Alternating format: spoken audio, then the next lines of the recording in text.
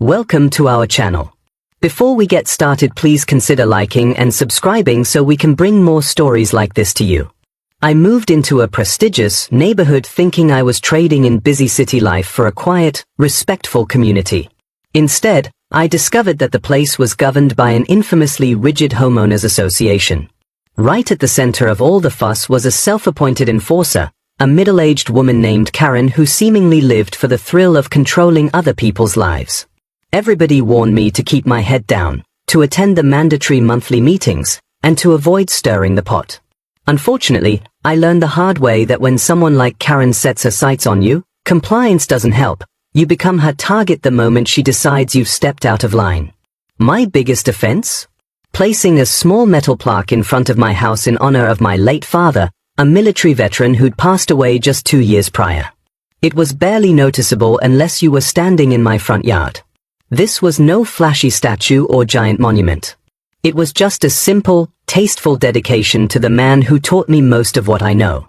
But apparently, that plaque ruffled Karen's feathers because it wasn't in the original approved landscaping plan. Who knew that an 8-inch wide memorial would attract so much wrath? For the first few weeks, I had no clue my tribute had become a source of gossip. I mostly kept to myself, tidying up my yard and chatting briefly with neighbors who strolled by. But it all changed at the next HOA meeting, which Karen led like a full-blown dictatorship. When my turn came to mention any community concerns, Karen cut me off before I could speak, brandishing a printed photo of my father's plaque as if it were a smoking gun. "We have a resident who's taken it upon themselves to install an authorized decor," Karen pronounced, shaking her head in disapproval. "Such additions must be pre-approved, otherwise it can bring down property values for everyone." "Karen," I interrupted, my voice steady. "It's a small memorial for my father. He served in the military for over 30 years. She pressed her lips together as if I'd just uttered a foul word. "That's not the point. The guidelines clearly state any fixtures, signage, or other additions must be approved. Your personal situation, while regrettable, doesn't exempt you from following rules." There was a hush in the room. Some of the older neighbors, who themselves had family in the service, looked downright mortified by Karen's lack of sensitivity. But no one spoke out publicly. They stared at the floor or fiddled with the meeting agenda, hesitant to anger the one person who seemed to relish writing up violations. I asked her how I could get it approved, insisting it was only a tiny plaque. Karen responded with a smug smile. "You have to follow the established protocol. And I'm afraid the board has never allowed tributes of this nature to remain in front yards. We have a designated memorial park near the entrance of the community. Feel free to submit a request to place a plaque there." I wanted to argue that an HOA-run park meant nothing personal, that this was about honoring my father at my home. But Karen had already moved on to the next agenda item. I was stunned by the abruptness and the lack of empathy. Word spread quickly, and soon neighbors took sides, though most tried to remain neutral. A few older residents quietly approached me to offer support. They said Karen had no right to force me to remove such a personal marker. But none of them felt confident standing up to her in public. One elderly man who'd had his front porch plants forcibly removed due to improper color coordination told me that Karen's tactics included lobbying the rest of the board to impose fines. Some folks suggested I just move the plaque to an inconspicuous place and hope she'd forget about it. Instead, I filed a formal request for the plaque, describing my father's service and why I felt it belonged there. I even attached pictures showing how modest it was. "I'm not causing an eyesore," I pointed out in my submission. "And it doesn't obstruct any view. It's personal and reflective of a life of service." For a while, I heard nothing, until one afternoon, I returned from a grocery run to find Karen herself standing in my yard with a tape measure and a camera. She didn't even acknowledge me at first. She snapped a few pictures of the plaque and started to measure the flower bed around it. When she finally deigned to speak, her voice was filled with condescension. "Just gathering evidence for the board," she said, as if I were a criminal. "We'll be discussing your request next week." "Evidence of what exactly?" I asked, setting my grocery bags aside. "You've already decided, haven't you?" Karen pursed her lips. "We're simply following procedure." I'll never forget the tension in that moment, her eyes scanning my face as if she expected me to bow my head and comply. Instead, I looked her squarely in the eye and said, "That plaque's not going anywhere without a real fight." She took a step back and tilted her head with a curious, almost mocking smile. "We'll see about that." Her words sent a chill up my spine. I had no idea how far she would go to get her way, but I was about to find out. I kept hoping for a peaceful resolution, but my apprehension only grew as the next HOA meeting approached. A few neighbors who'd interacted with Karen in the past warned me that she sometimes launched smear campaigns to get her way. Yet, I never imagined she'd escalate so quickly or so dishonestly. The morning of the meeting, I woke up to a commotion in my front yard. I peered through the curtains to see 2 police officers standing by the curb, taking down notes while Karen waved her hands and pointed toward my house. Still groggy, I rushed outside to see what was happening. Karen immediately marched over to me with a dramatic flourish. "Officers," she proclaimed. "This is the homeowner I called you about. He threatened me last week when I was taking photos of his illegal installation." My jaw nearly dropped. "Threatened you? That's ridiculous. I told you that I wasn't removing my father's memorial, and you said, 'We'll see about that.' That's it." One of the officers, a tall man with a calm demeanor, asked me to step aside so they could talk to each of us separately. I explained the entire situation, my father's plaque, the clash with the HOA, the so-called threat that was anything but. Meanwhile, Karen chatted on about feeling unsafe and harassed because I was hostile and refused to follow guidelines. Eventually, the officers concluded no crime had been committed. They told Karen that it sounded like a civil matter for the HOA board to decide. One of them pulled me aside and gently suggested I keep any interactions with Karen cordial and minimal. Then they left, leaving Karen fuming in my driveway. "What exactly are you trying to pull?" I asked her, keeping my distance to avoid any further accusations of intimidation. "Calling the police on me is an extreme move." She crossed her arms. "You left me no choice," she said, her expression cold. "If I sense any aggression from a resident, I have every right to contact the authorities. And if that plaque isn't gone soon, the next call will be a formal complaint for non-compliance." I was shaking with anger. This wasn't some petty quarrel anymore. It was war, at least in Karen's mind.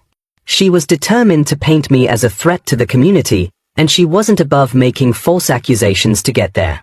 That evening, I showed up at the HOA meeting with my heart pounding. Karen stood at the head of the long conference table, flanked by a few board members who rarely looked up from their notes. The lines were clearly drawn, Karen and her allies versus me and a handful of silent spectators. I laid out my case again, carefully explaining how the plaque was respectful, unobtrusive, and meaningful to me and my family. I even brought a photo of my father to show the man behind the tribute.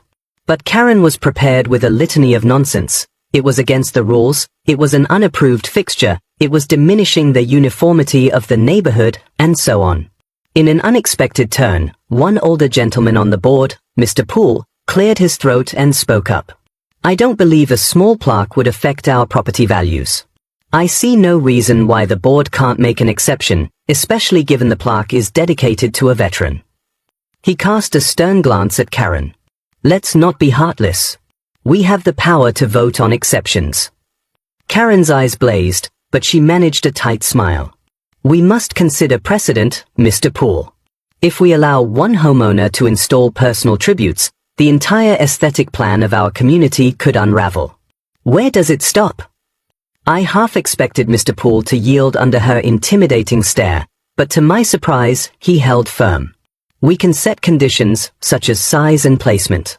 A respectful memorial shouldn't be considered the same as a random decoration." For the first time, I felt a surge of hope. Maybe there was a chance the board wasn't a monolith of Karen clones. They decided to postpone a final vote until the following week so they could review the guidelines and consider possible exemptions. Karen looked like she'd swallowed a lemon. But her next move took me by complete surprise. The very next morning, I discovered an email from the HOA's lawyer stating that the board had authorized legal action against me for refusing to remove unauthorized property enhancements. The email cited potential daily fines and the possibility of forced removal. The letter was full of phrases like adverse possession of community property and willful disregard for established procedures. Stunned, I went to Mr. Poole, hoping he could clarify. He seemed just as shocked. He had no knowledge that an official complaint was already filed. That was never brought up in the meeting, he said, shaking his head. This is Karen acting on her own, or at least pushing the issue without a formal board vote. He sighed and ran a hand over his face. She's trying to scare you into compliance. That's her style. But this is a direct contradiction to how we agreed to proceed. If we challenge this, she might be in trouble for overstepping her bounds. A spark of defiance ignited in me. Let's do it, then, I said, meeting his gaze. I'm not backing down.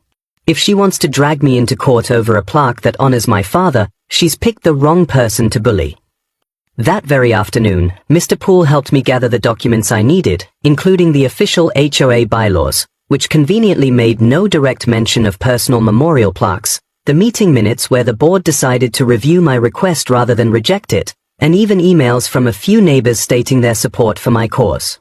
Karen was clearly waging a legal and public relations battle. The question was, who would blink first?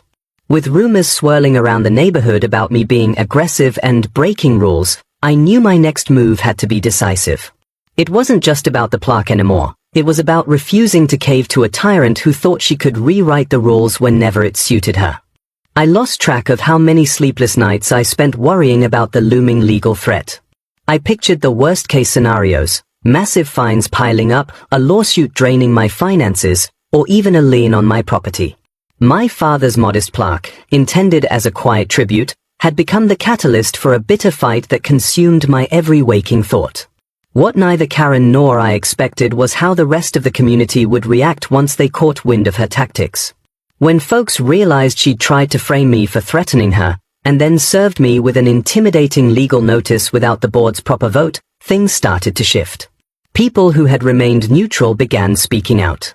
Mr. Poole rallied some of the more reasonable board members, calling an emergency session. A group of neighbors circulated a petition demanding a fair and open hearing before the HOA took any punitive action against me. A few even started coming over to my yard to place small flags and handwritten notes around the plaque, each explaining how someone in their own family had served, too. Karen fumed at the sight of these growing tributes. One afternoon, I spotted her standing across the street, glaring while some neighbors gently knelt to add flowers. But it wasn't until later that evening that the situation exploded in a way I never saw coming. I was inside, combing through my father's old photo albums, mentally preparing for any court proceedings, when I heard a loud clanging noise outside. Rushing to my front window, I froze in disbelief. Karen was standing over the plaque, a claw hammer in her hand, trying to pry it from the ground. She must have snuck over under cover of darkness, hoping no one would notice. Fury flooded my veins. I grabbed my phone, dashed outside, and started recording. Karen! What are you doing? This is trespassing. You can't just come onto my property and vandalize a memorial. Instead of stopping, she yanked harder. This should have been removed weeks ago, she growled, panting with exertion. I'm enforcing the HOA rules, since you refuse to follow them. I've had enough of your defiance. She managed to bend one corner of the plaque but couldn't fully dislodge it. By that point, several neighbors, alerted by the commotion, stepped out onto their porches. Someone shouted, "Leave him alone." Another yelled, "That's private property, Karen." Karen stopped to glare at us all, then gave one final yank. When the plaque didn't budge, she stumbled backward and nearly toppled over. That's when I called the police, telling them we had a trespasser causing property damage. It was a surreal moment. The same officers arrived who'd been called by Karen not long ago. This time, they witnessed her furious meltdown firsthand. As they approached, Karen started spinning an incoherent tale about how she was authorized by the HOA to remove the plaque. But Mr. Poole, who'd come running when he heard the ruckus, loudly refuted her. The board never approved any removal. This is your personal vendetta. She tried to push past the officers, but they stopped her. You're trespassing and damaging his property. Step aside, one of them said firmly. Karen's face went pale. She stammered something about me brainwashing the neighbors, about how the plaque was a direct violation, but it was no use. With so many witnesses, plus my phone capturing every moment, the police had no choice but to escort her to the patrol car. I felt a strange mix of triumph and disbelief as I watched them drive away with Karen in custody for vandalism. But the aftermath was still uncertain. Would the HOA continue the lawsuit? Would the board rally behind Karen, or finally disown her rogue actions? When the next board meeting convened in an emotionally charged atmosphere, it was a full house. Residents jammed into the community center, many furious at Karen's behavior. Mr. Poole submitted the phone video to the board's records, along with the petition from dozens of residents supporting my father's memorial. 2 board members admitted that Karen had pressured them into sending me those legal notices. They agreed she acted without full board approval, thus invalidating the complaint. After a tense discussion, the board made a stunning announcement. Not only were they dropping any and all violations against me, but Karen was immediately removed from her position as head of the HOA. The final blow came when the other residents demanded her complete resignation from the board. Under the threat of further civil action, and with a pending police report for attempted vandalism, Karen had no choice but to comply. The feeling in the room was electric, like we'd broken free from a tyrant's grip. People clapped, some even cheered. Mr. Poole approached me quietly afterward, shaking my hand. "I'm sorry this went so far," he said, sadness in his voice. "I knew Karen could be overzealous, but I never imagined she'd get violent. If there's any small comfort, it's that the community has seen her true colors. We won't let anyone else abuse their power like that again." A week later, the charges against me were officially dropped. There was nothing to charge me with in the first place. Meanwhile, Karen now faced her own legal troubles for vandalism and trespassing. Word was she put her house up for sale not long after, unwilling or unable to face the community's cold stares. With Karen gone, the neighborhood felt different. Freed from her petty tyranny, people were friendlier, more open. I got to meet seniors who had stories about their own parents and grandparents who served, stories I'd never heard because they'd been scared to speak up in the past. In the end, the small metal plaque in my yard remained exactly where I'd placed it. A simple tribute. I eventually added a few personal touches, little mementos from my father's service, gifted by neighbors who'd quietly kept them tucked away. Every time I catch sight of it, I remember that it's not just about honoring my father, it's about standing up for what's right, refusing to be bullied, even when you're up against someone who believes she holds all the power. And in a strange way, I think Karen's obsessive crusade was a blessing in disguise. It awakened a sense of unity among my neighbors, especially the older ones who'd been too wary to stand against her alone. We learned that while an HOA might claim power over rules and regulations, it can't strip us of human decency, respect for our loved ones, and the right to honor those who came before us. That, above all, is the legacy my father would be proud of, neighbors coming together to stand up to an unjust authority, forging bonds that no amount of paperwork or punitive rules could break.